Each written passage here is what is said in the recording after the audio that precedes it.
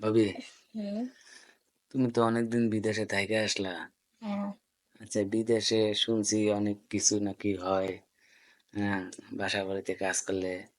হ্যাঁ, আর তুমি কি বিষয়ে গেছিলা?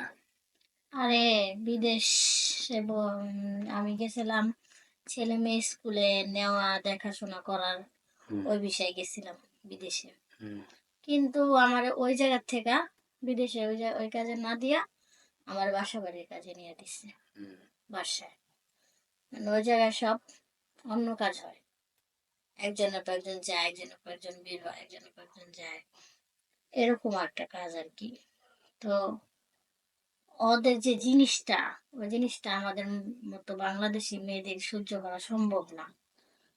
তো অনেক কষ্ট করে কয়েকদিন সহ্য করলাম। করার পরে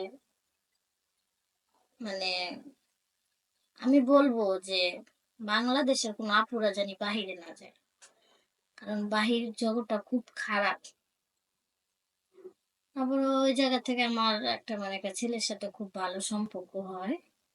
হওয়ার পরে ওই ছেলেটার হাত ধরে আমি ওই জায়গা থেকে পলায়া চলে যাই। মনে করছি যে ও আমাকে একটা ভালো চাকরি বাকরি দিবে। ও নিয়ে আমার আরেকটা মনে করেন পাড়াতে নিয়ে দিয়ে আসলো। ওই জায়গায় এসব কাজে হয়।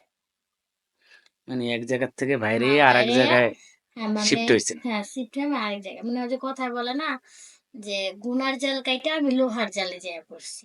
হ্যাঁ, এটা হয়েছে গিয়ে আমার ক্ষেত্রে। তো ওই জায়গায় এরকম একজনের পর একজন যায়, বাপ ছেলে এরকম আর কি।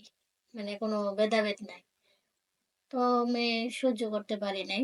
মানে এরকম করতে করতে করতে করতে বছর ১.৫ বছর ২ বছরের মতো ছিলাম। অসুস্থ হয়ে পড়ছি। হুম, তারপরে যখন ২ বছর পর আমার মেয়াদ শেষ হয়, মেয়াদ শেষ হওয়ার পর আমি বাংলাদেশে চলে আসি। হুম।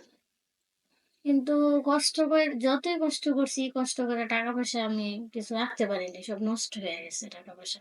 কারণ কারণ টাকা পয়সা যাদের কাছে দিছি তারা মনে করছে যে বাহিরে জানি আমরা কি করি।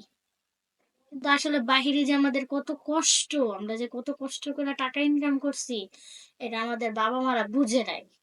তারা টাকাগুলা ভাই বোনেরা মনে করেন নষ্ট করে ফেলাইছে। আর এখন আমি বাংলাদেশে আইছি যে আমি যে মানে চলমু বা খামু বা আমার একটা ভবিষ্যৎ আছে, এখন সেই পরিস্থিতি না আমার নেই। তো আমি বলবো যে বাংলাদেশের কোনো আপুরা জানি বাহিরে না যায়। কেন বাইরে তো আসলে কি অনেকে তো লেখাপড়া করার জন্য যায়। অনেকে দেখা যায় আপনার চাকরির জন্য যায়। মানে ভালো কোম্পানির চাকরির জন্য যায়। হ্যাঁ, না, ছেলেরা আপনি যারা যায় ভালো কোম্পানি না চাকরিতে। মেয়েরা। এখন আপনি যে মেয়ে সময় গেছেন, আপনি বিষয়টা ভালো করে দেখে নেন নাই? উম, যে আপনার কি কাজ, হ্যাঁ, কি দেখে বিষয়? নিছি তো, আমি দেখে নিছি যে আমাকে বলছে যে বাচ্চা দেখশন করার কথা। হ্যাঁ, কিন্তু ওইটা যে ওই যে হাউস বিল্ডিং ভিসা ছিল সেটা তো আর আমি বুঝি নাই। আমি বারবার বলছি তাদের যে আমাকে একটা ভালো চাকরি দিয়েন, ভালো একটা করেন। তখন বলছে যে না, তোমার ভালো হবে, কোনো সমস্যা নাই, তুমি যাও।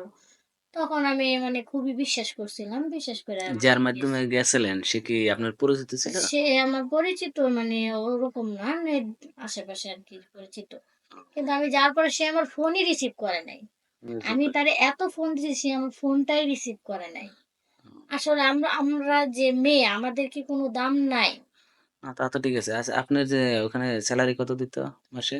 আমার মাসে ওই জায়গায় স্যালারি দিত আপনার এই ১,০০০ টাকা রিয়াল। রিয়াল। আর আউট কোনো ইনকাম ছিল? আর্টিস্ট গান বলতে যার ভালো লাগতো, সে খুশি হইতো, সে দিত। যার যেটা ভালো তো লাগতো আপনার তো সে খুশি সেটা দিত। করাইতে পারেন নাই। কেননা আপনি নিজেই কষ্টে ছিলেন। তো আপনি পাবেন কেমন? কষ্টে থাকলেও এখন তো আর তাদের বোঝানো যাবে না যে আমি কষ্টে আছি। নাহলে তো আমাদের ওই জায়গায় মনে করেন মাইর খাইতে হইব বা মাইর করে। এই জন্য এখন বাধ্যতামূলক খুশি করানো লাগছে। তাই। হুম। হ্যাঁ, আশা দর্শক আপনারা শুনলেন তার মনের কষ্ট প্রকাশ করলো। তো সবাই ভালো থাকবেন। আমাদের ভিডিওটা লাইক, কমেন্ট, শেয়ার করে আমাদের পাশে থাকবেন। নিত্য নতুন ভিডিও পাবেন।